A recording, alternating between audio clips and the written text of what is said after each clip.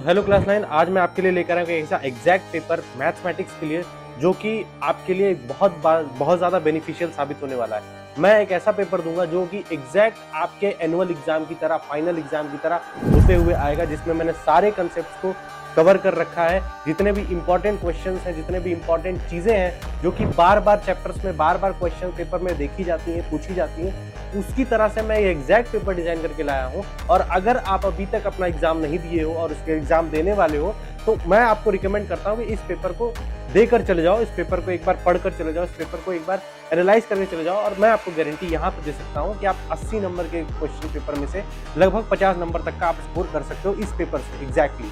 तो चलिए स्क्रीन पर मैं दिखाता हूँ आपको पेपर की कैसी डिजाइनिंग हुई है। तो देखो भाई, पहले यहाँ पर मैंने 3 घंटे और 80 marks same as a paper जैसे आपके इन्वायरमेंट में होता है वैसे ही है। इसमें मैंने देखो इस पेपर को पूरे सेक्शन ए से लेकर सेक्शन ई 5 सेक्शंस में मैंने डिवाइड कर रखा है। अब 5 सेक्शंस में कैसे कैसे डिवाइड किया है, जो क्वेश्चन सेक्शन ए है वो 1 मार्क्स का है, सेक्शन बी जो है वो 2 मार्क्स के हैं, सेक्शन सी जो है उसमें 3 मार्क्स के क्वेश्चन है, सेक्शन 4 जो है, सेक्शन डी सॉरी, वो उसमें 5 मार्क्स का है, और सेक्शन ई आपका जो है वो केस बेस्ड स्टडी है, जो केस स्टडी बेस्ड क्वेश्चन आते हैं जो इस बार आपकी बार सीबीएसई में आएंगे, तो वो भी मैंने डाल रखे हैं। तो मतलब एक तरीके से मॉडर्नाइज पेपर मैं आपको देने वाला हूं। तो देखो भाई, सेक्शन ए में जैसे इर्रेशनल नंबर का मैंने एक क्वेश्चन डाल रखा है, और सेक्शन बी में अगर आप देखोगे, सेक्शन ए के अंदर ही देखोगे तो मैंने कुछ फिगर बेस्ड क्वेश्चंस भी डाल रखे हैं, ठीक है। और फिर सेक्शन बी की बात करें, सेक्शन बी में देखो कुछ थियरम्स वाली क्वेश्चंस हैं, कुछ आपके जो एनसीईआरटी एग्जांपल्स वाले क्वेश्चन है उसको भी मैंने डाला हुआ है, तो वो भी आप एक बार देख के चल जाना, ठीक है। यहां पर देखो find the values of A and be in each of the following, जो कि बहुत स्टैंडर्डाइज्ड चैप्टर, बहुत स्टैंडर्डाइज्ड क्वेश्चन है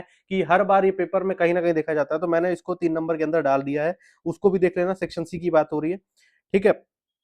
इसमें मैंने कुछ चीजें ऑप्शनल्स में भी डाल रखा है, जैसे कि आपका एग्जैक्ट पेपर में आएगा, बट मैं आपको रिकमेंड करता हूं तो एक बार पेपर होने के बाद आप जो ऑप्शनल में क्वेश्चन छोड़ोगे उसको भी एक बार पढ़कर चले जाना। अब जैसे कि आप ये पूरा पेपर देखोगे, मैं यहां तक पेपर आपका खत्म है, जिसमें 2 केस बेस्ड क्वेश्चंस भी हैं हमारे पास।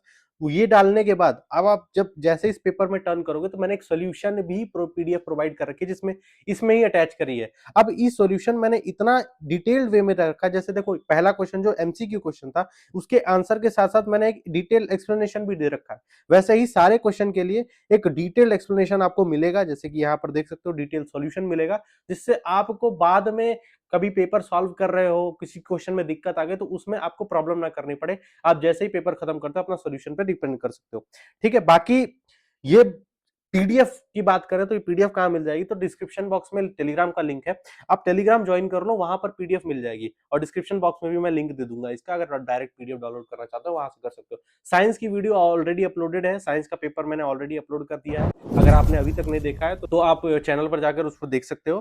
बाकी 9th का मैथमेटिक्स का मैं वीडियो अभी डाल दे रहा हूँ। Thank you.